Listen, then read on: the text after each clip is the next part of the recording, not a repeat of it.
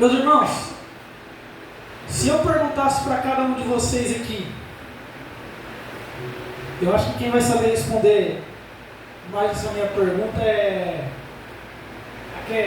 quem é boleiro, quem faz pão, né? confeiteiro. O Senhor Jesus ele disse assim, apartai-vos do fermento dos fariseus. O Senhor Jesus por várias vezes ele repreendia, ele alertava os seus discípulos e ele dizia: apartai-vos do fermento dos fariseus. O fermento dos fariseus que ele se referia era a hipocrisia. Era a hipocrisia que eles praticavam. E quem é confeiteiro, quem faz pão, quem mexe com massa, quem sabe que tem um ingrediente que se você misturar com o fermento, ele mata o fermento. Qual ingrediente que é esse? Sal. E o Senhor Jesus ele disse assim: vocês são o sal da terra. Sabe, o Senhor Jesus ele nos colocou aqui, ele nos chamou para acabar com a hipocrisia. Sabe, ele nos chamou para onde tiver fermento do fariseu, a gente chegar sendo sal e acabar com a hipocrisia. Acabar com o engano, acabar com a mentira, acabar com tudo aquilo que o diabo oferece, tudo aquilo que ele ensina. E se eu perguntasse para cada um de vocês aqui, como que você mede a espiritualidade de alguém? Ou melhor, como que você mede a sua espiritualidade?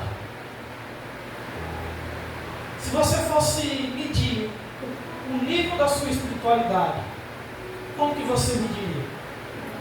Pelo tanto que você ora? Pelo tanto que você jejua? Pelo tanto que você lê a Bíblia? Você mede a sua espiritualidade pelo dízimo que você dá aqui, pela oferta que você dá aqui? Só que o Senhor Jesus, ele, numa parábola, ele disse que os fariseus faziam tudo isso. O Senhor Jesus disse que eles oravam, que eles jejuavam 2 vezes na semana, que eles davam o dízimo de tudo aquilo que eles ganhavam. Então eu creio que não é só isso que vai distinguir, não é só isso que vai mostrar a nossa comunhão com Deus. Tem algo a mais. E eu já quero falar a respeito disso. Queria que os irmãos abrissem lá em Isaías 58.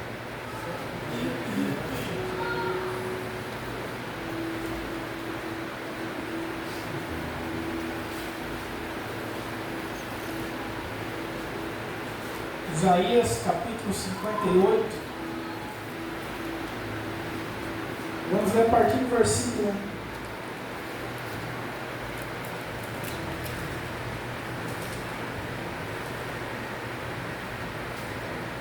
Diz assim a palavra do Senhor.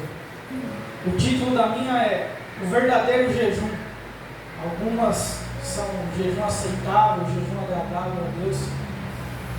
Diz assim a palavra do Senhor. O Senhor Deus diz: grite com toda a força sem parar. Grite alto, como se você fosse trombeta. Anuncie ao meu povo, os descendentes de Jacó, os seus pecados e as suas maldades. Olha o que o Senhor diz: de fato eles me adoram todos os dias e dizem que querem saber qual é a minha vontade, como se fossem um povo que faz o que é direito e que não desobedece às minhas leis. Pedem que eu lhes dê leis justas e estão sempre prontos para me adorar. E o povo pergunta a Deus: que adianta jejuar se tu nem notas? Por que passar fome se não te importas com isso? E o Senhor responde: a verdade é que nos dias de jejum vocês cuidam dos seus negócios e exploram os seus empregados. Vocês passam os dias de jejum discutindo e brigando e chegam até a bater uns nos outros. Será que vocês pensam que quando jejuam assim, eu vou ouvir as suas orações? O que é que eu quero que vocês façam nos dias de jejum? Será que desejo que passem fome, que se curvem como um bambu, que vistam roupa feita de pano grosseiro e se deitem em cima de cinzas? vocês chamam de jejum? Acham que um dia de jejum assim me agrada? Não, não é esse o jejum que eu quero. Eu quero que soltem aqueles que foram presos injustamente, que tirem de cima deles o peso que os faz sofrer, que ponham em liberdade os que estão sendo oprimidos, que acabem com todo tipo de escravidão. O jejum que me agrada é que vocês repartam a sua comida com os famintos, que recebam em casa os pobres que estão desabrigados, que deem roupas aos que não têm e que nunca deixem de socorrer seus parentes. Então a luz da minha salvação brilhará como o sol, e logo vocês todos ficarão curados. O seu Salvador os guiará, e a presença do Senhor Deus os protegerá por todos os lados. Quando vocês gritarem pedindo socorro, eu os atenderei. Pedirão a minha ajuda e eu direi: estou aqui. Se acabarem com todo tipo de exploração, com todas as ameaças e xingamentos, se derem de comer aos famintos e socorrerem os necessitados, a luz da minha salvação brilhará, e a escuridão em vocês, e a escuridão em que vocês vivem, ficará igual à luz do meio-dia. Eu, o Senhor, sempre os guiarei, até mesmo no deserto. Eu lhes darei de comer, e farei com que fiquem sãos e fortes. Vocês serão como um jardim bem regado, como uma fonte de onde não para de correr água. Em cima dos alicerces antigos, vocês reconstruirão cidades que tinham sido arrasadas. Vocês serão conhecidos como o povo que levantou muralhas de novo, que construiu novamente casas que tinham caído. Amém? Amém. Louvado seja o nome do Senhor. Eu queria começar dizendo aqui que a pregação de hoje, eu não estou dizendo que você não tem que orar. O intuito da pregação de hoje, o intuito da mensagem de hoje, não estou dizendo que você não tem que jejuar. Porque o inimigo é surdo. E talvez você saia daqui dizendo: eu não preciso mais orar. Eu não preciso mais jejuar. Eu não estou dizendo isso. O que eu venho trazer aqui nesta noite, através dessa mensagem, é: como você está orando? Como você está jejuando? Porque aqui a palavra do Senhor nos ensina que aquele povo parecia um povo direito. Esse povo aqui de Isaías 58 parecia um povo honesto. Parecia um povo que queria buscar a justiça de Deus. Parecia um povo que obedecia às leis de Deus. Era um povo que orava, era um povo que jejuava, era um povo que lia a palavra, era um povo que buscava. Mas a forma com que eles buscavam estava errada. O Senhor, ele vem dizendo assim: vocês passam fome, vocês chegam a ficar encurvados, jejuando. Só que quando vocês jejuam, vocês estão discutindo. Só que quando vocês jejuam, vocês estão brigando. Só que quando vocês estão se consagrando a mim, vocês estão explorando seus empregados.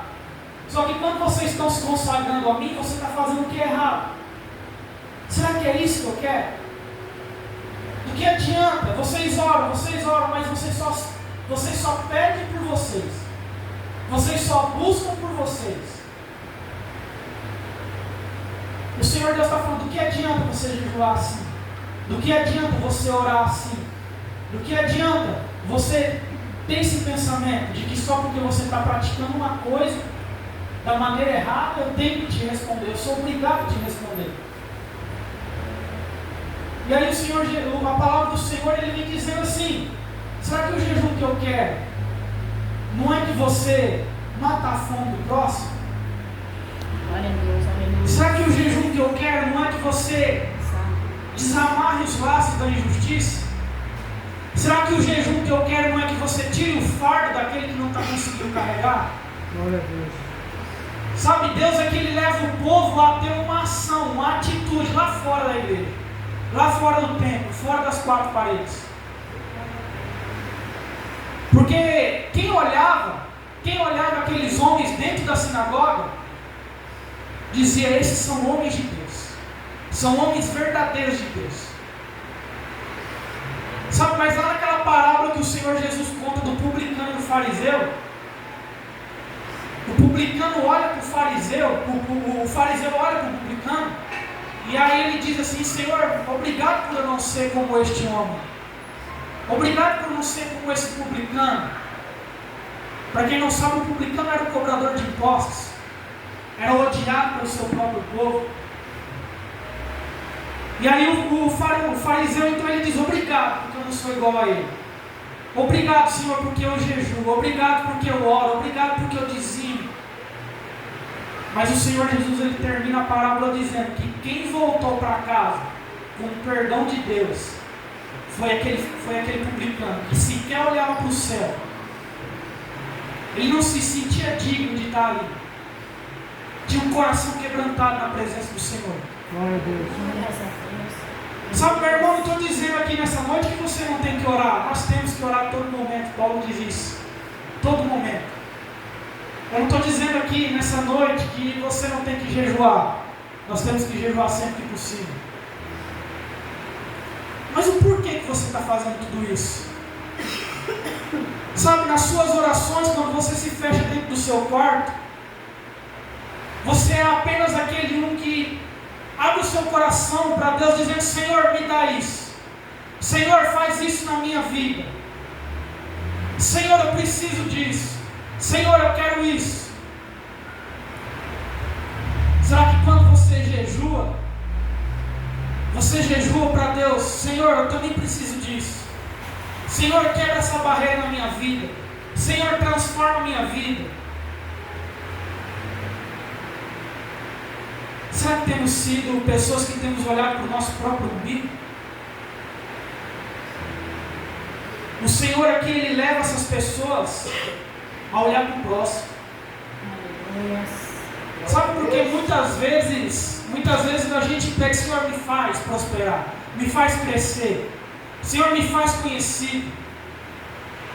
E Deus quer fazer todo mundo prosperar. Só que para que você quer ser próspero?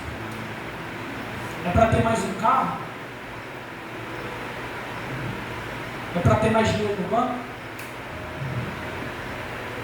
É para comprar mais casa? Para que você quer prosperar? Eu creio que o intuito de Deus fazer a gente prosperar é a gente ajudar o próximo. Sabe, João Batista, depois de 400 anos que Deus estava em silêncio, depois de 400 anos que Deus não enviava nenhum profeta, Deus não falava com ninguém, aparece João Batista, um homem simples, vestido em pele de camelo, comendo gafanhoto, um homem simples. E aí, ele aparece pregando sobre o Messias, sobre o Salvador, o Cordeiro que havia de vir. Ele começa batizando.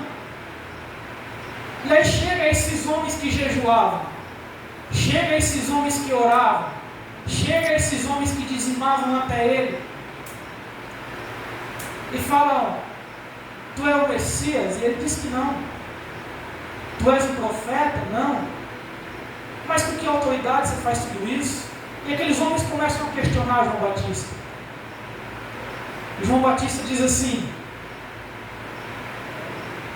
aquele que tem 2 túnicas, dá uma. Glória a Deus. Aleluia. Você imagina você ter 2 peças de roupa e chega alguém pedindo uma para você. E João Batista fala: dá uma. Fica com uma, dá outra. Sabe, meus irmãos, certo? Algum tempo atrás eu passei por essa situação. Eu estava com 2 calças. E eu passei por muito tempo vindo no culto, vinha na quinta com uma, no domingo eu vinha com a outra. E aí um dia eu desci lá no pasto e fui falar com Deus. E sabe, ali, eu não sou de pedir muita coisa para mim não, para Deus, sabe? Eu peço para Deus me usar, mas assim, pedir bens materiais, coisas materiais, raramente eu peço. Mas nessa noite eu desci lá, saí de casa e falei assim: hoje eu vou lá falar com Deus, Deus vai saber de tudo, né? Eu vou lá falar com Deus e vou pedir calça. E aí eu fui, tem um lugarzinho assim, que é tipo um barranquinho assim, um morrinho, lá é o lugar que eu oro. E eu sentei lá, olhei para o céu estrelado e comecei. Comecei adorando, né? Cantando uns louvorzinhos para quebrantar o coração de Deus. O filho, quando vai chegar no pai, o filho sabe como chega, né? Comecei cantando uns louvorzinhos. Fui adorando, falei, Senhor, ó, o Senhor está vendo lá dentro do meu guarda-roupa que eu tenho 2 calças. E eu vim aqui para te pedir. Eu quero calça. Não sei como, não sei se o Senhor vai abrir a porta e me conseguir um dinheiro para comprar, não sei como. Mas eu preciso de calça. Na hora, irmão, na hora. Não foi coisa de no outro dia, não foi coisa na hora que eu virei as costas, na hora. O Espírito Santo me trouxe essa passagem. Se você tem 2 túnicas, dá uma. Eita, glória. Na hora. Naquela hora ali, eu fechei a boca. Eu voltei para casa quieto. Mas sabe, irmão, enquanto está na túnica ainda está gostoso. Enquanto está na túnica ainda está fácil. Mas e quando começar a pedir coisas maiores? Ou você tem R$200? Dá 100 para quem não tem. Ou você está com R$1.000 aí guardado, para que dá 500 para quem não tem. Quando o Espírito Santo começar a pedir coisas maiores para nós. Você tem 2 casas, dá uma para quem não tem. É difícil escutar isso, né? Mas é o que o Senhor pede da gente. Você tem 2 carros, dá um para quem não tem. Como é que faz? Eu acho que às vezes nós estamos muito apegados às coisas desse mundo. Eu acho que às vezes nós não damos o mérito para Deus daquilo que nós temos. Sabe, nós dizemos, Deus me deu esse carro. Mas na hora que Ele pede de volta? Ah não, Senhor, é meu. Sabe? Enquanto está tudo na conformidade, enquanto está tudo segundo a nossa vontade, segundo os nossos próprios planos, Deus me deu, Deus me abençoou. Mas na hora que Ele soprar no seu ouvido, na hora que Ele falar no seu coração, ó, tem aquele irmão ali, ó, está precisando. Tem aquele irmão lá, ó, ele não tem. É o diabo. Não, irmão. O diabo não pede se abençoar ninguém, não. Ele não pede. Então Deus aqui em Isaías 58, Ele está levando o povo a viver, não apenas em 4 paredes, não apenas em um lugar, em um ambiente, mas a praticar na carne aquilo que eles sabiam, aquilo que eles conheciam da lei. E eu acho que hoje em dia no nosso meio evangélico, eu acho que hoje em dia na nossa geração eleita, está faltando isso. A gente praticar na carne a palavra de Deus. E quando eu digo praticar na carne, porque carne se refere a pecado, não estou falando sobre pecado, estou falando sobre carne na humanidade. A gente praticar no nosso dia a dia. E o que me chama a atenção na palavra do Senhor é quando Jesus se depara com o pedido de um centurião. Um centurião romano, todo mundo sabe que os romanos não se davam com os judeus. E aí, então chega até ele um pedido, não era nem um centurião, era um servo do centurião pedindo para ele, ó, tem um centurião romano ali, que o servo dele está acamado, o servo dele está doente, e ele pediu para o Senhor curar ele. E aí Jesus fala assim, eu vou lá. E aí ele manda outro servo no caminho, ó, fala para ele não entrar na minha casa que eu não sou digno. Mas fala para ele liberar uma palavra, que eu também sou um de autoridade. E eu falo, vai, para um vai, ele vai, falo para o outro, faz isso, ele faz. E o Senhor Jesus se admirou com a fé daquele homem. Mas sabe o que Jesus olhou? Não foi esse ato somente de ele falar, ó, eu sei que a palavra que sai da tua boca vai curar. Não foi somente isso. Mas foi de um homem de alta posição, correndo atrás da cura de um servo. Sabe, você não vai ver em nenhum outro lugar da Bíblia isso acontecendo. Um homem de alta posição, um homem de posses, correndo em busca daquele que trabalhava para ele, correndo em busca de um humilde, de um coitado que estava acamado. Sabe, porque hoje em dia, patrão é assim, né? A gente que é funcionário, já passei isso diversas vezes. Sempre me dediquei nos lugares que eu trabalhei. Sempre me dediquei. E aí na hora que eu ia talvez pedir um aumento, alguma coisa, aí eu falava assim, outro funcionário igual ele não vai achar não, ele vai ter que aumentar o meu salário. Ele vai ter que aumentar. Outro igual eu vai fazer o que eu faço? Não acha não. Mas acha não. Ninguém é substituível a não ser o Senhor. Sabe, eu saía do lugar e às vezes eu pensava assim, daqui a uma semana ele está de volta. Ele está me chamando de novo para trabalhar. No outro dia tinha outro no meu lugar para trabalhar. E muitos deles fizeram o serviço melhor do que eu fazia. Ninguém substituiu. Mas esse homem, esse centurião romano, ele foi em busca de uma cura. Ele correu atrás de Jesus. Ele foi em busca de Jesus de certa forma. Em busca de uma cura. Por alguém que, humanamente falando, não servia de nada para ele. Não tinha valor para ele. Ele poderia arrumar outro servo, ele poderia colocar outra pessoa no lugar daquele homem. E então o Senhor Jesus, ele se alegra, ele elogia a fé daquele homem por causa da prática que ele teve. Querer socorrer alguém. E é isso que o Senhor quer de nós. Ele quer oração, ele quer oração. Ele quer jejum, ele quer jejum. Isso é importante para nós. Não para o Senhor, é importante para nós. Mas como nós temos feito todas essas coisas? Como que você tem orado? Sabe, quando você orar, não olhe para o seu umbigo. Você tem direito de pedir? Tem. Mas lembra daquele que mora do lado da sua casa. Lembra daquele que mora na sua rua. Lembra daquele que está precisando de alguma coisa. Intercede por ele. Busca por ele. Jejua por ele. Visita ele. Leva uma palavra de esperança. Está precisando de uma cesta básica? Leva uma cesta básica.